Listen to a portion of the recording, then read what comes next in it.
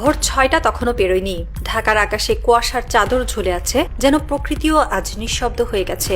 পল্টনের দিকে ভেসে আসে আজানের ধ্বনি, আর পুরনো এক চায়ের দোকানের টিনের ছাদে টুপটাপ পড়ে শিশির। দোকানের কোণে বসে থাকা রেডিওটা হঠাৎ কেঁপে ওঠে। আমার সোনার বাংলা, আমি তোমায় ভালোবাসি। সেই গানের সাথে কেউ নিঃশব্দে কেঁদে ফেলল। চোখের কোণে জমে থাকা অশ্রু হালকা কুয়াশায় মিলিয়ে গেল। চায়ের কাপে ধোঁয়া উঠছে, আর দোকানের মালিক নিচু স্বরে বলল, ভাই জানেন, দেশটা আবার আগুনে জ্বলছে। বাইরে তখন ভোরের ঠান্ডা বাতাসে হঠাৎই বাজলো একটি মাইক, ইনকিলাব জিন্দাবাদ, ইনকিলাব জিন্দাবাদ। কণ্ঠটা যেন বাতাস ছিঁড়ে ঢুকে পড়ল প্রতিটি ঘরে, প্রতিটি হৃদয়ে। এ যেন কোনো রাজনৈতিক স্লোগান নয়, এটা এক জাতির আত্মার আর্তনাদ।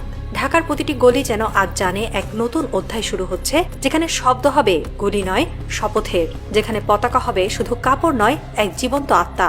যেখানে এই মানুষ আবার শিখবে শত্রু কাকে বলে। ইতিহাসের পাঠে একটা বিষয় চিরন্তন, একটি জাতি কখনো নিজের শত্রু চিনতে না পারলে স্বাধীন থাকতে পারে না। কিন্তু বাংলাদেশের ইতিহাসে শত্রুদের মুখ বারবার মেকআপ দিয়ে ঢেকে দেওয়া হয়েছে। ৫৪ বছরের রাষ্ট্রজীবনে আমরা দেখেছি কিভাবে বিশ্বাসঘাতকতা এক নতুন সাজে ফিরে আসে, কখনো উন্নয়নের নামে, কখনো সহযোগিতার নামে, কখনো বন্ধুত্বের নামে। যে মীর জাফর একসময় ফরাসিদের সঙ্গে বিশ্বাসঘাতকতা করেছিল, আজ তার বংশধররা কাগজে কলমে নীতি নির্ধারক। যে ঘসিটি বেগম একদিন স্বামীর রাজনীতি বিক্রি করেছিল, আজ তার প্রতিচ্ছবি দেখা যায় অনেক রাজনৈতিক দলে। এদেশের তরুণ প্রজন্মের সামনে ইতিহাসের বিকৃতি এমনভাবে উপস্থাপন করা হয়েছে যে তারা এখন আর জানে না কে শত্রু আর কে বন্ধু।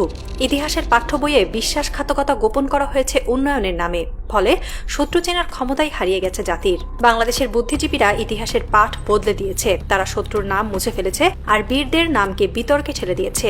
যে জাতি স্বাধীনতার অর্থ ভুলে যায়, সেই জাতির পতাকা একদিন কেবল রঙিন কাপড় হয়ে পড়ে থাকে। কিন্তু সময় থেমে থাকে না। নতুন প্রজন্ম এখন প্রশ্ন তুলছে, আমাদের স্বাধীনতার দাম কে দিয়েছে? আমাদের আত্মমর্যাদার মান কে রক্ষা করবে? এই প্রশ্নগুলোই এখন নতুন আন্দোলনের অগ্নিশিখা।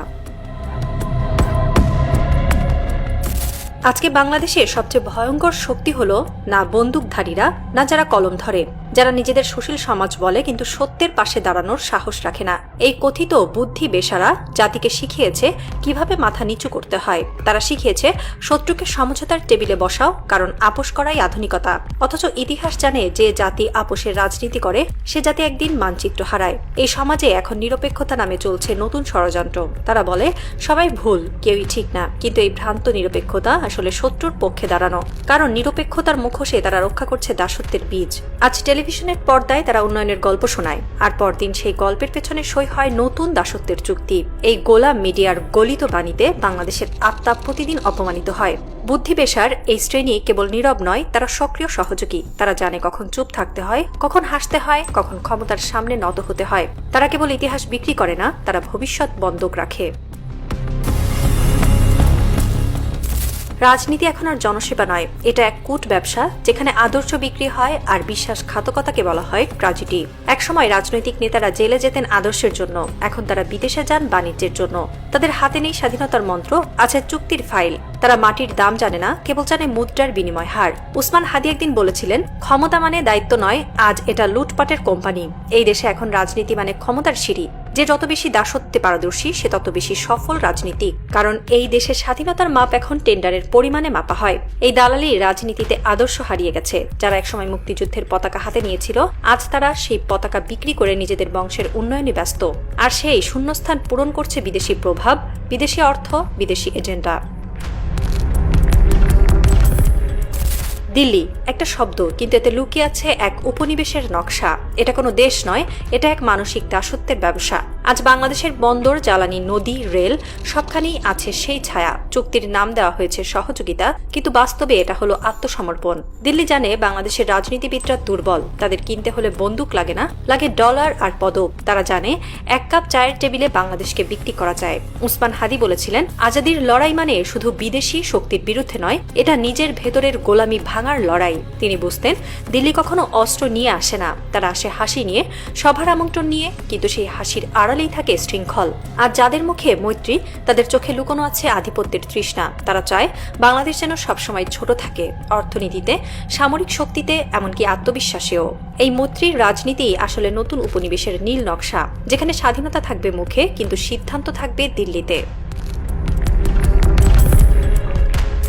বাংলাদেশের ইতিহাসে প্রতিরোধ কখনো হারায়নি, সে শুধু রূপ বদলেছে। হেফাজতের উপর গুলি চালানো হলো, তবু মানুষ থামেনি। বিরোধী নেতারা গুম হলেন, তবু মানুষের মুখ বন্ধ হয়নি। পিলখানায় ষড়যন্ত্র হলো, তবু সেনাদের রক্ত থেমে থাকেনি। কারণ এই দেশের মাটি জানে স্বাধীনতার রং লাল সবুজ, আর এই রঙের জন্য রক্ত দিতে হয়। বিনিময়ে পাওয়া যায় আত্মমর্যাদা। আজ আবার সেই প্রতিরোধ জেগে উঠছে। চায়ের দোকানে, রিকশার আসনে, বিশ্ববিদ্যালয়ের করিডোরে, গ্রামের পুকুর ঘাটে, সব জায়গায় মানুষ বলছে আমরা আর দাস হব না। এই প্রতিরোধই বাংলাদেশ 2, যেখানে শত্রু চেনার পাঠ নতুন করে শুরু হয়েছে, যেখানে শিশুরাও জানে দিল্লির হাত মানেই নতুন শেকল, যেখানে ইনকিলাবের রাজনীতি মানে বেঁচে থাকার শপথ। শত্রুরা এখন বন্দুক নিয়ে আসে না, তারা আসে বিনিয়োগ আর চুক্তি নিয়ে। তারা আসে বন্ধুত্বের হাসি নিয়ে, কিন্তু ফিরিয়ে নিয়ে যায় সার্বভৌমত্ব। হাদি বলতেন, একটা জাতিকে ধ্বংস করতে হলে যুদ্ধ লাগবে না, তাদের শত্রু চেনার ক্ষমতা কেড়ে নিলেই যথেষ্ট।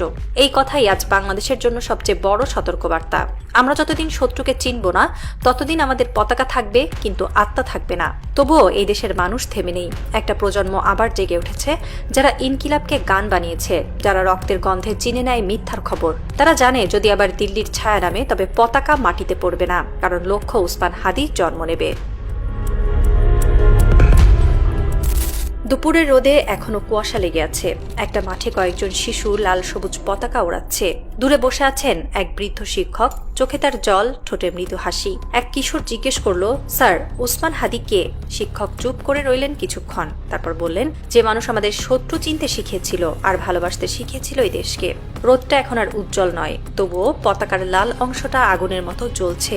দূরে কোথাও পুরনো রেডিও আবার বাজছে, আমার সোনার বাংলা, আমি তোমায় ভালোবাসি। বাতাসে ভেসে আসে এক নিঃশব্দ প্রতিজ্ঞা, আমরা হাদিকে ভুলবো না, আমরা এই দেশকে রক্ষা করব, যেমন সে করেছিল নিজের রক্ত দিয়ে। আকাশে সূর্য ঢলে পড়ে, আর শিশিরে ভেজা বাতাসে ভেসে আসে এক অদৃশ্য ফিসফিস। মহান সৃষ্টিকর্তাও আজাদির পক্ষে। বাংলাদেশের গল্প এখানেই শেষ নয়, এটা কেবল শুরুর নতুন অধ্যায়, যেখানে প্রতিটি হৃৎপিণ্ডে বাজছে একটাই সুর, ইনকিলাব, ইনকিলাব, জিন্দাবাদ, জিন্দাবাদ।